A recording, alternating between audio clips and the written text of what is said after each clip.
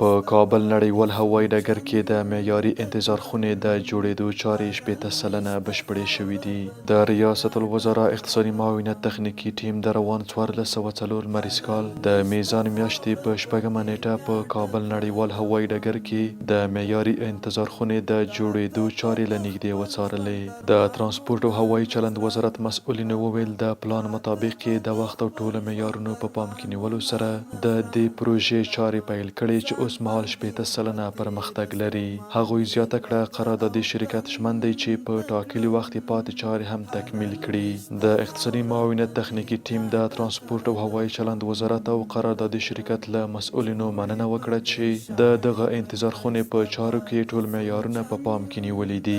هغوی وویل د دې انتظار خونې د چارو په بشپړېدو سره به په کابل نړیوال هوایي ډګر کې مسافرو ته زیاتې اسانتیاوې رامنځته شي.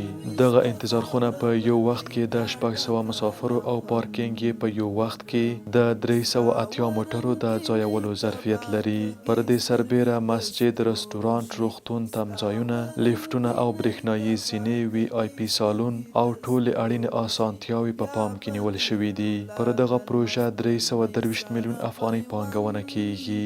د یادونې وړ ده چې دغه انتظار خونې د جوړېدو چارې د ریاست الوزرا اقتصادي مرستیال محترم ملا عبدالغني برادر اخوند له لوري د تیر 1403 لمریز کال د اسد میاشتې په 4مه نیټه پیل شوې وې.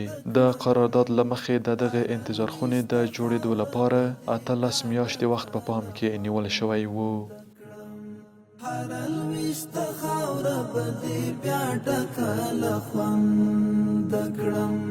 مینا په پزړه کې د نفرت پر غولې وکرم